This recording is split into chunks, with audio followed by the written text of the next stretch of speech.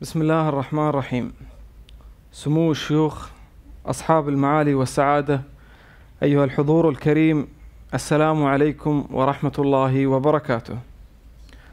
أحييكم، أنا محمد خليفة النعيمي، وأسعد الله أوقاتكم بكل خير.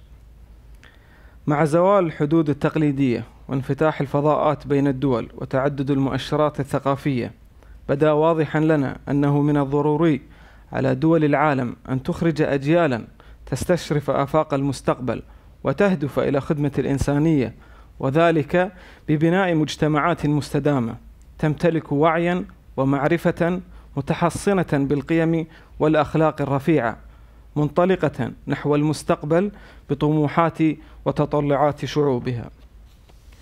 أيها الحضور الكريم، نستضيف اليوم في هذا المجلس العامر الدكتورة ميشيل بوربا، والتي تقدم لنا محاضرة عنوانها لماذا أصبح تدريس التربية الأخلاقية ضروريا اليوم أكثر من أي وقت مضى. Ladies and gentlemen, I would like to welcome Dr. Michelle Barber, an internationally renowned educator, award-winning author, and a parenting, child and bullying expert, recognized for her solution-based strategies to strengthen children's empathy and social and emotional intelligence and character, and reduce peer cruelty. She has presented keynotes all over the globe and served as a consultant to hundreds of schools, corporations, and government bodies. Her proposal ending school violence and bullying was signed into California law in 2002. She offers realistic research-based advice culled from a career of working with over 1 million parents and educators worldwide. Doctor, welcome to this Majlis, and please, we're all excited to listen from you. Oh, thank you. Your Highness, Your Highnesses, Your Excellencies, and ladies and gentlemen, it's an absolute honor to be invited, especially during Ramadan. I thank you. I am an educational psychologist, but I began my career as a teacher, and my love is a teacher. My mother was a kindergarten teacher. My dad was a superintendent. I married a teacher. And so that is where my passion is. But most importantly, my passion is that we raise our children to have hearts as well as minds. That means character. Character is what forms, I feel, the destiny of our children and our societies. And character is made up of virtue. Virtues that are the moral kind of virtues, like kindness and respect and empathy, that help us relate with one another. But the other kind of virtues are the performance virtues, like tenacity and responsibility and perseverance, that help us work hard and succeed in the classrooms and also in the workplace. Moral education is the direct, intentional teaching of virtue. And I don't think it's ever been as important in our world than now. Moral education. I fear we are graduating very smart children who are armed with degrees, but too many of them, I fear, are ethically uneducated, so they're really going to be ill-prepared to handle a very diverse global new world. And research is showing that there is a global trend that is very concerning, and beware. The global trend is most apparent in more privileged, advanced societies. 10 trends are showing us that there is a character crisis amongst today's youth.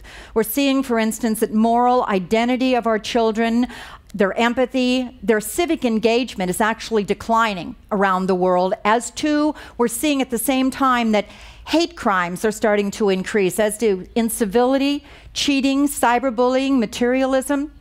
So what do we do? It's been a question that I've asked myself a very long time, and then I had one moment that was kind of like my transformational moment. I was actually speaking to a group of cadets at the United States Air Force Academy, packed full of 19-year-olds, and one cadet stood up and asked me, I think the question of a lifetime. He said to me, Dr. Borba, I know that character is diminishing, but the problem is someday I know I'm going to be leading my troops in battle, and I need to do so with integrity. So can you tell me, of all the research that you've done, what makes a Nelson Mandela or a Gandhi? What's the kind of training that I should be doing, the moral habits that they use? And as soon as he said that, I realized that most moral education strategies we've used with our children now are not deep enough not strong enough. So when they leave our homes and our classrooms, they're not adopting those values and virtues so they can go out and read the world. And so I began a 30-year career that was actually flying the globe. There's my path. It was 4 million airline miles. I've interviewed just hundreds of researchers, observed incredible amount of phenomenal classrooms to figure out what is the best way we can teach our children to be the good at heart, so they grow up and want to make a difference in the world, to better the world. And I finally discovered the formula. It's a formula that we can use in every culture, and real moral education is made up of 3 parts. All 3 of them matter. So let's look at the 3 parts. The first thing is our children have to know what moral knowing is. They have to have the cognitive side. They have to understand virtue and goodness. The second thing is they have to have moral feeling, so they feel it in their hearts. But the last thing is they also have to have moral action or moral behavior. It's not just walking it and talking it, but doing it all together. So what I'd like to do is take you through these 3 elements so that as societies, what we can do is raise up a stronger, healthier group of children who will make a difference in the world, and it all starts with moral knowing. Moral knowing is the cognitive side, and it really is a child who understands what morality is and why it matters. And where does it begin? Actually, I see moral virtues still very strong in more rural areas. I just came back from Burma and Cambodia, where children bow to you, and even moral planks just carved into wood on trees are moral mantras. I think it's alive and well, but as societies advance and they get larger, moral knowing starts to go down, and we need to tune it up. So where do we start? It starts, I think, with all of us in this room, parents, leaders, educators, asking one extraordinarily important question. And the question is, what sort of people do we want our children to become? When we know the answer to that, it will guide as a roadmap to all our moral education. It'll help us in our classrooms, as well as our homes, as well as our national agendas. But let me be more practical. When I go into schools that I know that they're really trying to instill moral education, I see that it's been adopted. It's on planks, it's on posters, and it's on every classroom and every hallway, so that all of the teachers and the educators are sort of on the same level together. They're talking the same talk. But I'm also beginning to see it in some communities where it's on your benchmarks, it's on your plaques, so that you're all talking the same talk. But it isn't just choosing your virtues. That's your touchstones. It goes one step more. The next step is to help our children really understand it. We've got to break it down and make it memorable. And so I would suggest the next step is you choose your mantras. What are the mantras that matter most to you? In some homes, it's we always do the right thing. In some schools, it's we always stand up and we do what's right for others, or we speak up for others. Google's mantra is do no evil. So it doesn't make any difference if it's a home or a school or a nation. We all have a mantra. But let me give you the best one. The best one that I remember forever was my own first grade teacher from years back. Her name was Mrs. Fredrickson, and to this day, I could remember my first grade teacher's mantra. She stood for, everybody in this classroom is kind and respectful. But her question, that was her guiding question to us all, is every day if anybody did something that wasn't nice, she'd turn and say, was that helpful or hurtful? So what are you going to do to make that helpful? It was like social justice 101. But she said it so often that by the end of the first 2 weeks of school, every child was turning to the other child, was that helpful or hurtful? What are you going to do to make that helpful? That's what we're looking for, is moral knowing. So it's so entrenched in you that I can still remember that dozens of years after I left that classroom. She, by the way, was the benchmark of what a character education teacher was. It wasn't in a lesson plan that she used. She exemplified character in her own behavior patterns, and that's what we need. I've seen other examples of it, though. Let's go to Southridge School. It's a private boys' school in Manila, and it's a school that's seeped in character. Their touchstone is men of integrity. They want to raise all of their children when they graduate the school to have integrity. But how do they do it? It isn't just a mantra, and it isn't just a poster. Every child is assigned a character mentor, an adult, who sits and talks to the child periodically about their character progress, not just their academic progress. What virtues didn't you emulate today, or what did you forget? Which behaviors can you tune up? As a result, children begin to know that character matters. I fear that most of us don't talk character nearly enough to our children for them to understand it. I also fear that we're talking far too much these days about what kind of questions. What school do you want to go to? What grade did you get? What sport do you want to play? But what we need to ask our children are far more who kind of questions. Who do you want to become? Who were you kind to? Who do you admire?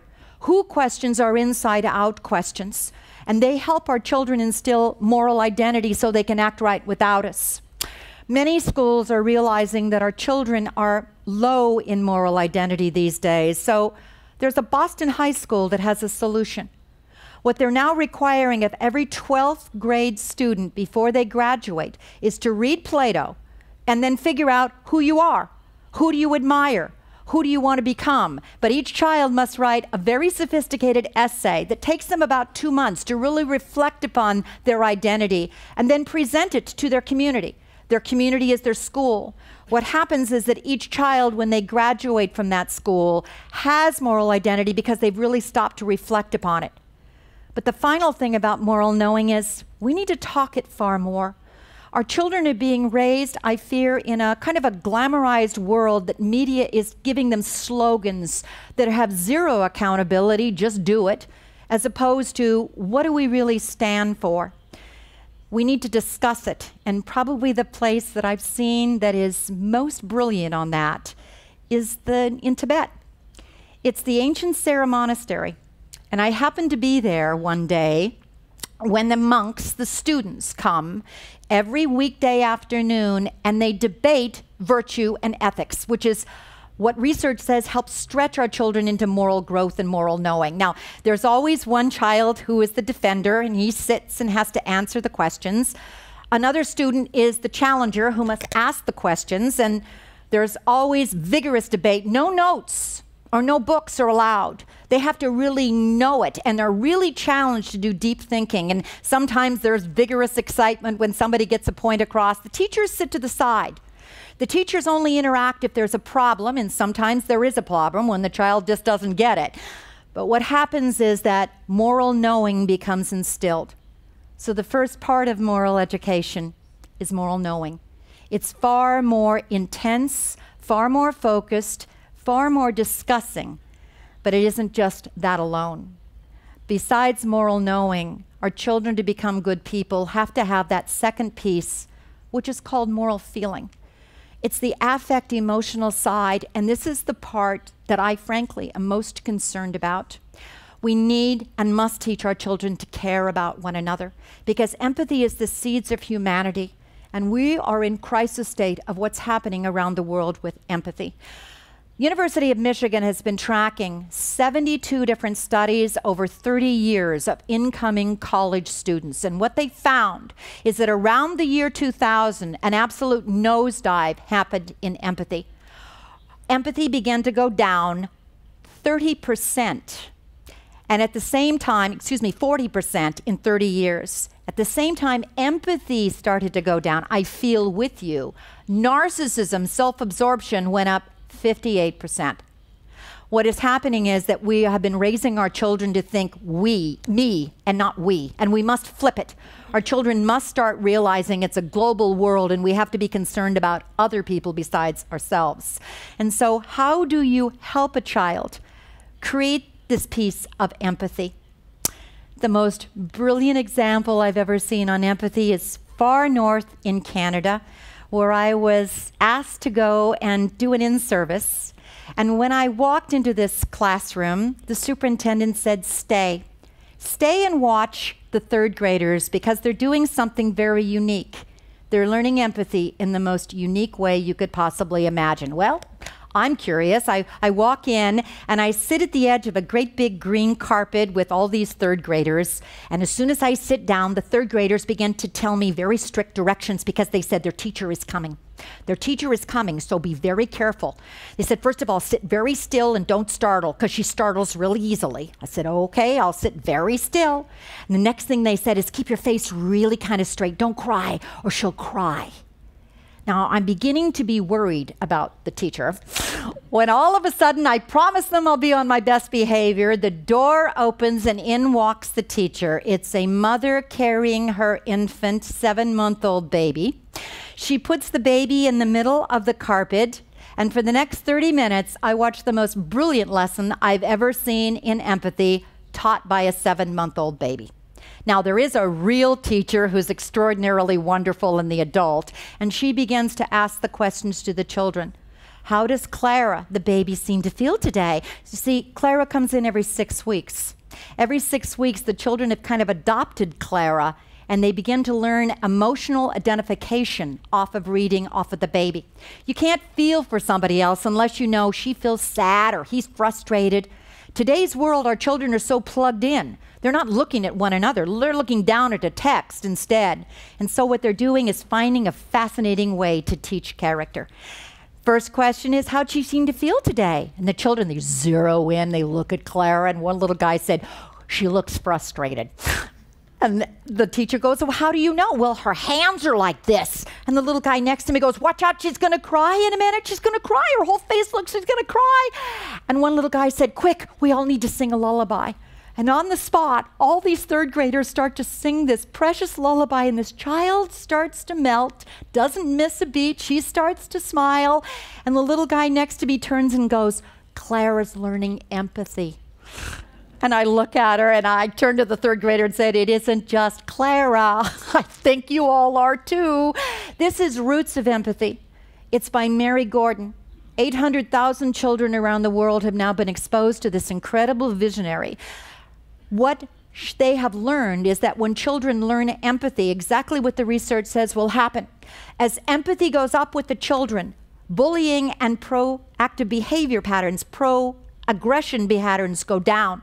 And so what we're seeing is a transformation in children. When I asked the little guy next to me, why does this work? He turned and said, I think absolutely something brilliant.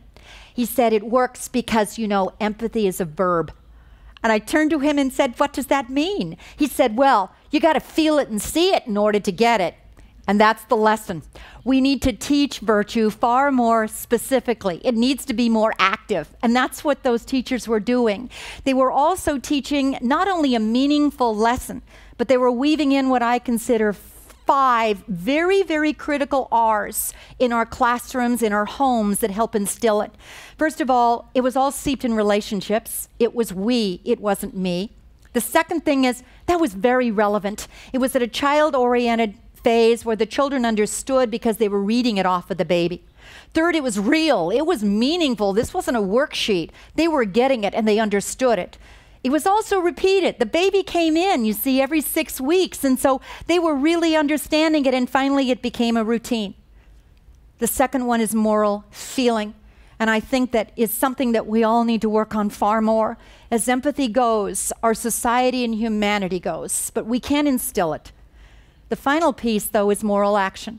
Our children need to be able to understand how to act in a more proactive, pro-social way, because the real seeds of morality are in how you talk.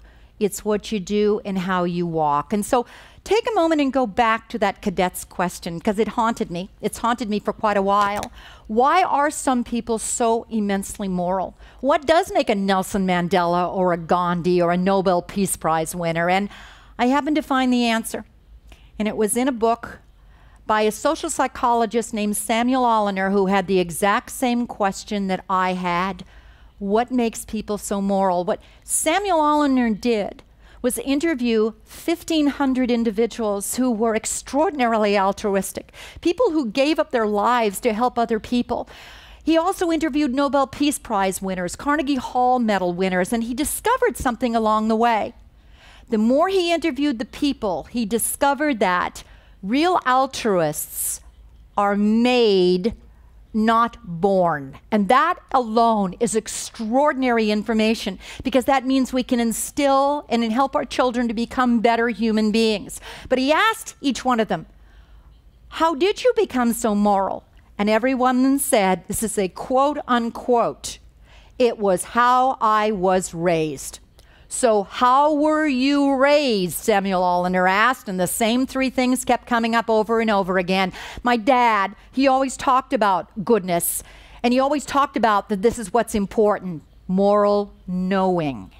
My mom, she always was the example of kindness. I watched her all the time. She was so kind.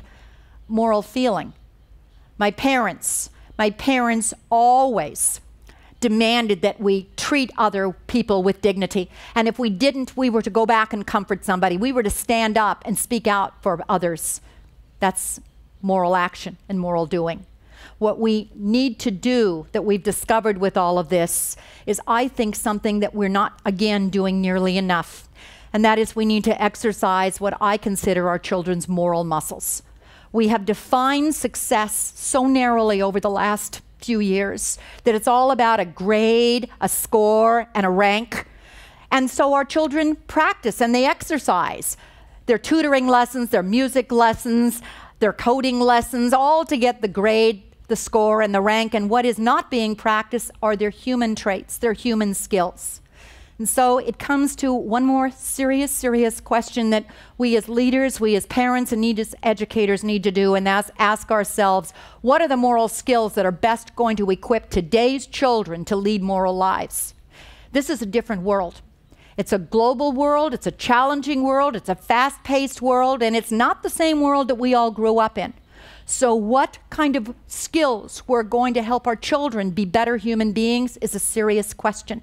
It may be different in each culture, but let me just share a couple of things that I've learned along the way. The most interesting one is in a very small country called Armenia. They sat down and they asked themselves the same question.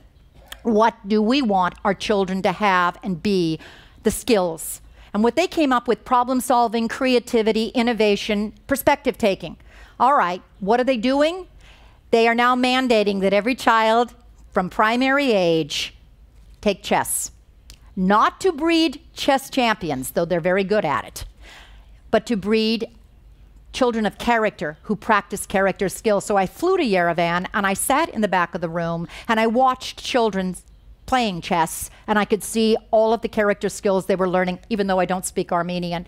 I could see children actually moving pieces in their head. I could see children being so focused, self-control of trying to figure out where he's going to move that next piece. I could see perspective taking coming.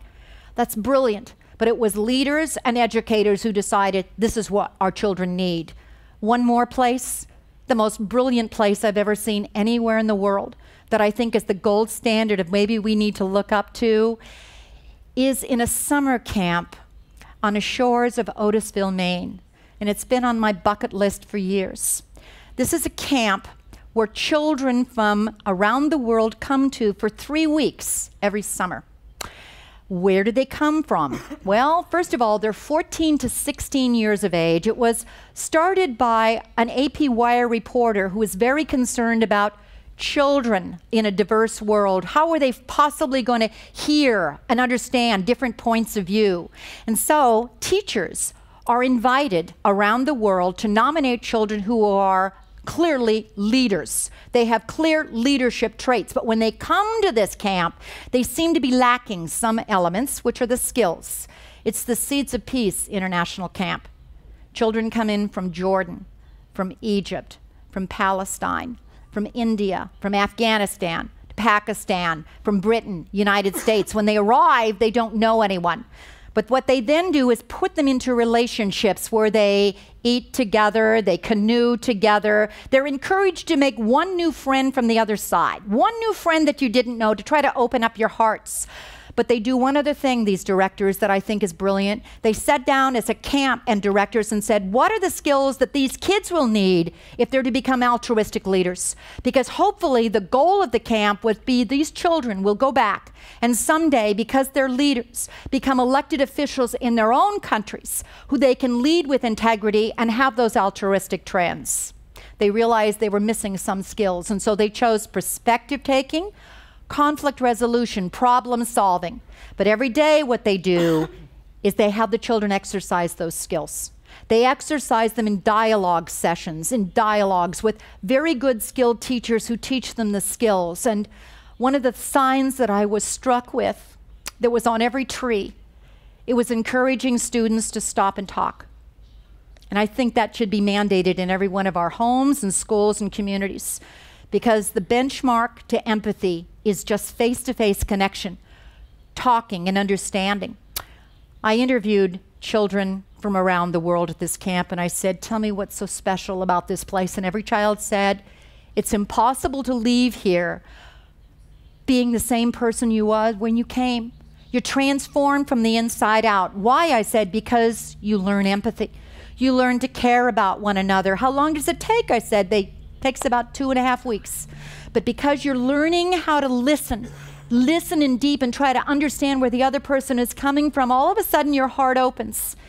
About 2.5 weeks into it is when all of a sudden you see people not as enemies. You see people that have the same feelings as you. University of Chicago has been tracking these children for 30 years, and it works. They're now going back to their countries as leaders, but they're still advocating for peace. I left this camp, and I saw one sign that chilled me. The sign is the motto of it, and it's the way life could be. And I think that's what we need to keep in mind, that we can make a difference if we look at moral knowing, moral feeling, and moral action. Character. I think it's what shapes the destiny of our children. It's what the destiny of our societies. It's the glue that holds a civilized society together, and I fear character is unraveling.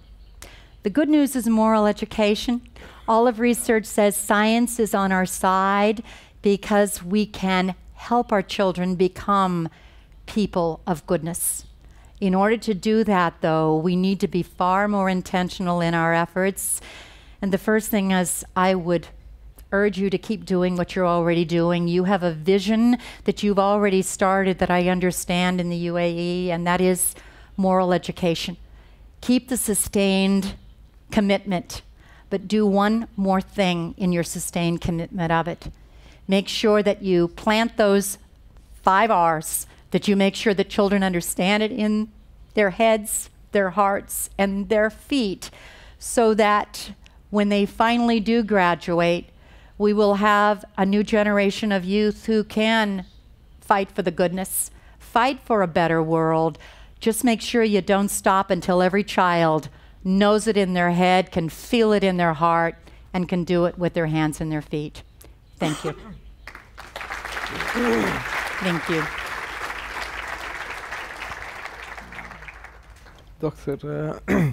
Dr. Barber, thank you so much. You're so welcome. We have to ask you first about your view and opinion on the moral education program of the UAE. We understand you have looked at it, and I think you have an opinion about it.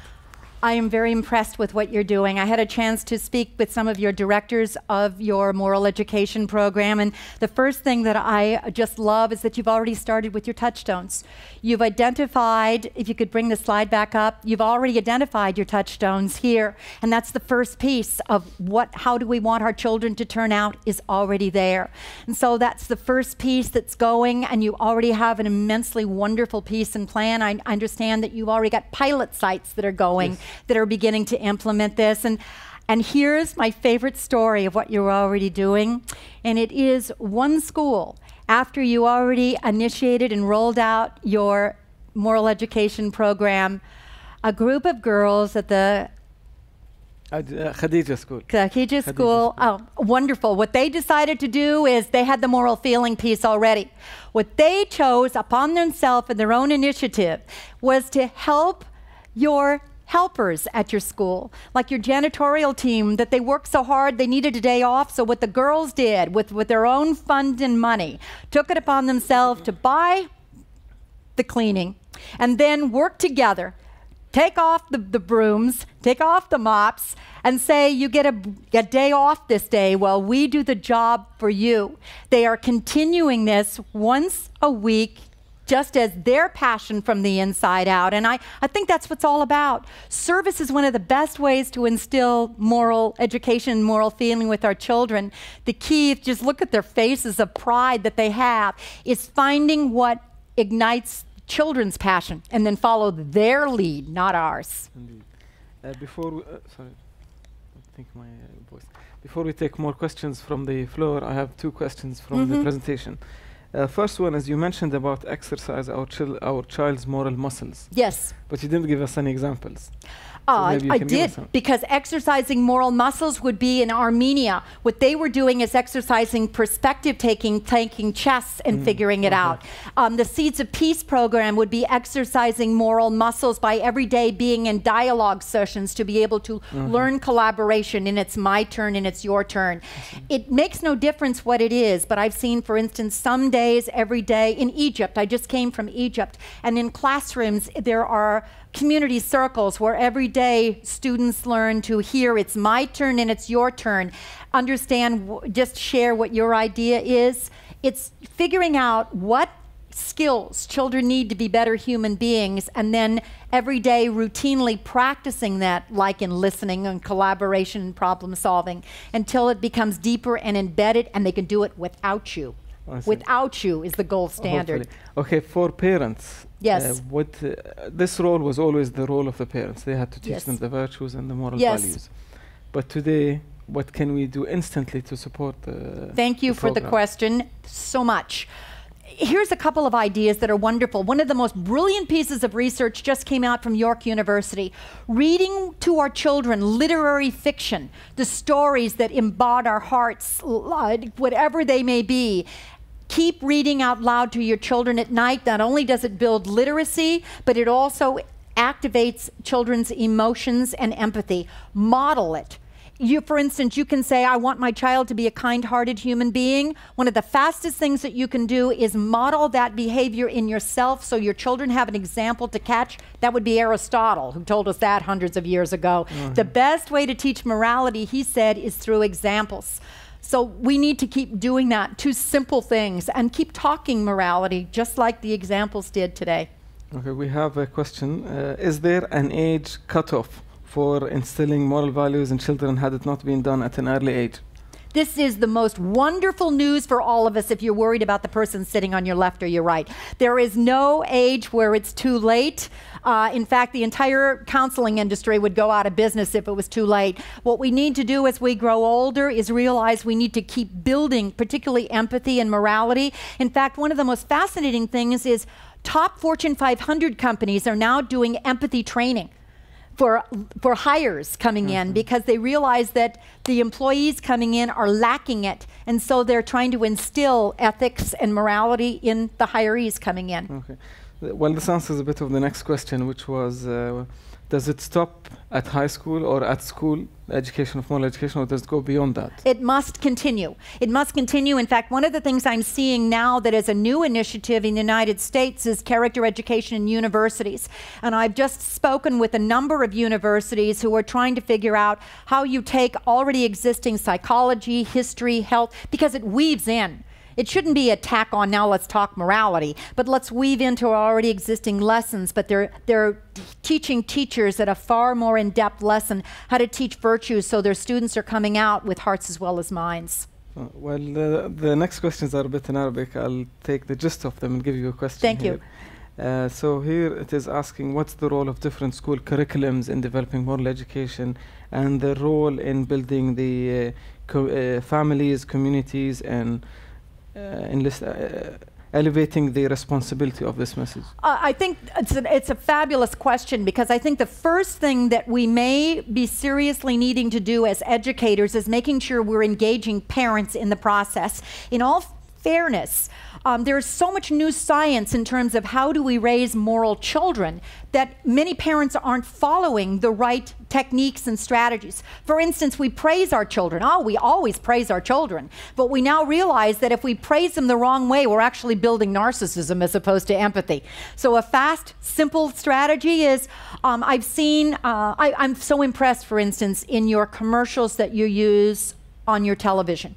One of the simple things you can do in your year of giving is go one step more and maybe have simple strategies on your TV that are nothing more than 30-second spots of here's one way to raise a giving child, and show more concrete examples. That's one idea. I've seen schools are actually taking flash drives that are training children in strategies of any of the things we're talking about today or the moral habits, and then going home and the parents are plugging into their computer and their homework is for their child to be able to then educate the parents about it. There's lots of very fascinating new strategies that are now being used that I think we can adopt. Very nice. We have a lot of teachers here today, so Yes. if you have any lessons you can directly send to them, that'll be fantastic.